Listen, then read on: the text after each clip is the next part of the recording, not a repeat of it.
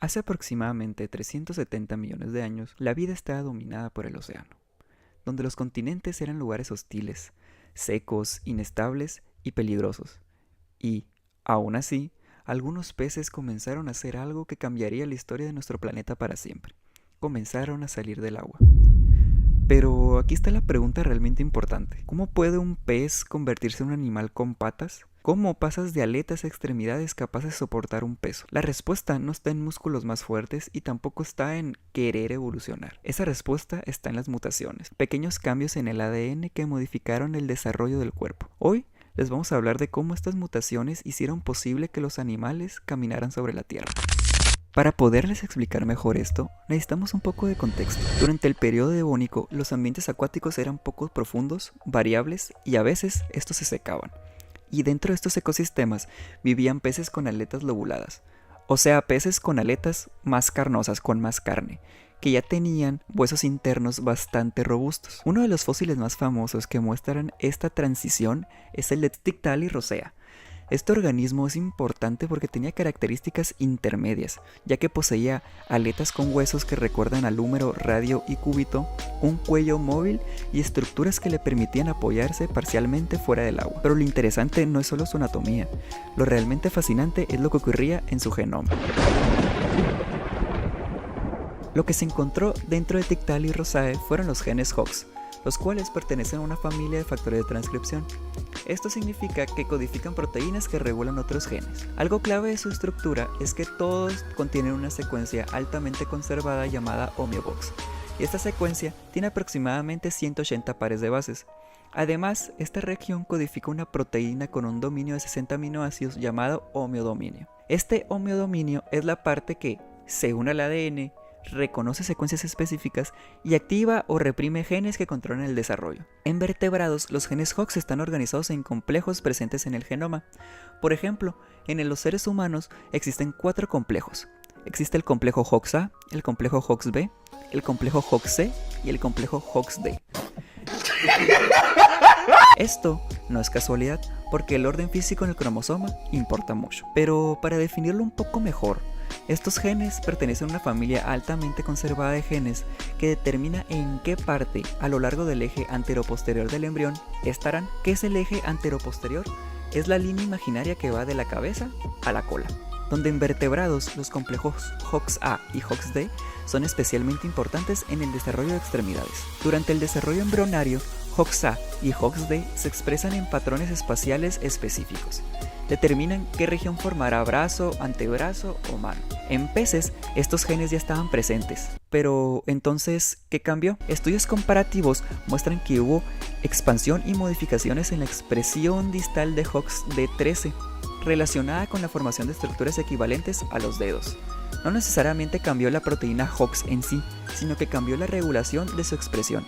Y esto es muy importante. Una característica fascinante de estos genes es la colinearidad, donde el orden de los genes Hox en el cromosoma corresponde al orden en que se expresan a lo largo del eje anteroposterior. O de una manera más fácil, los genes que están al inicio del complejo se expresan en la región anterior, o sea, por la cabeza, y los que están al final se expresan en regiones posteriores, por así decirlo, por la cola. Con esto nos surge una pregunta, que es ¿cómo se regulan estos genes? La regulación de los genes Hox es compleja y ocurre a varios niveles. Uno de los niveles es la regulación por gradientes morfogenéticos, donde vías como la del ácido retinoico crean gradientes en el embrión que activan distintos genes Hox dependiendo de la posición celular. Otra regulación es la regulación epigenética, donde los genes Hox están controlados por modificaciones en la cromatina, como lo pueden ser metilación de histonas o acetilación de histonas. Y también puede haber una regulación temporal, donde los genes anteriores se activan primero y los posteriores se activan después. Esto ayuda a establecer progresivamente el eje anteroposterior. Uno de los genes más importantes en la formación de extremidades es el gen SHH, o también conocido como Sonic Hedgehog, así como el personaje popular de los videojuegos. El gen SHH ayuda, por ejemplo, a determinar qué lado será el pulgar y qué lado será el meñique. Pero lo interesante de este gen es que su activación depende de una región reguladora llamada ZRS. La ZRS es un enhancer que está ubicado lejos del gen SHH, pero físicamente interactúa con él mediante un looping del ADN, así como los de una montaña rusa. Mutaciones en la ZRS pueden expandir el dominio de expresión de SHH, alterar duración de activación o cambiar el número de estructuras formadas. En la transición pez tetrápodo, cambios en regulación distal permitieron expansión de la parte final de las extremidades, es decir, la región que da origen a manos y dedos. No apareció de la nada un gen de dedos, sino que se modificó la regulación temporal y espacial de genes que ya existían. Algo importante es que los genes no actúan solos, forman redes reguladoras. Por ejemplo, el gen SHH interactúa con otro gen llamado FGF, que a su vez interactúan con otros genes HOX y con vías como la BMP. Estas redes determinan la proliferación celular, la diferenciación tisular y el patrón de crecimiento. Mutaciones pequeñas en los regulatorios pueden amplificarse en el resultado final. O sea, un ligero cambio en la duración de señalización FGF puede modificar longitud ósea y una alteración en gradientes de BMP puede cambiar morfología articular. Esto es biología evolutiva del desarrollo en plena acción. En peces de aletas lobuladas, las aletas ya tienen un eje óseo proximal, un solo hueso seguido de dos, lo que nos indica que eso ya era un patrón similar al de los tetrápodos. Mutaciones regulatorias nos permitieron conocer una mayor segmentación distal, además de una formación de estructuras homólogas a muñeca y una organización en patrones radiales más compleja. Estudios de expresión génica muestran que la región distal de la aleta de peces y el final de las extremidades de tetrápodos comparten firmas moleculares similares, indicando que el potencial genético ya existía y que la evolución solo actuó modificando la intensidad y la expresión.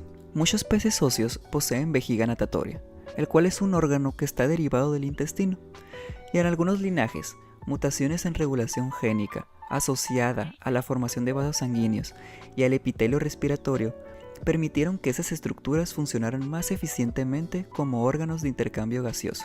Cambios en expresión de genes como NKX2.1, el cual es un gen implicado en desarrollo pulmonar, fueron importantes en la transición hacia pulmones funcionales.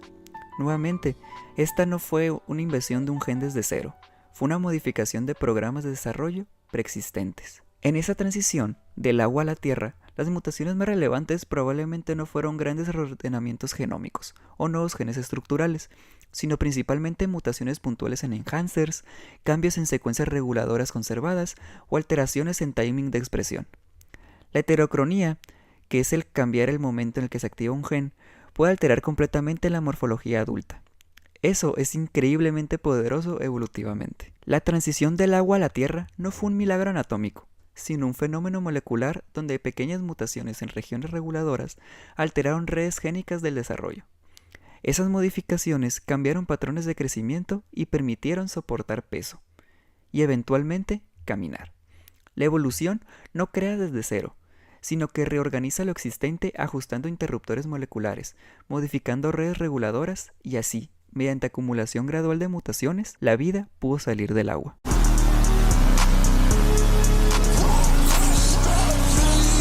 Y bueno, esto ha sido todo por mi parte.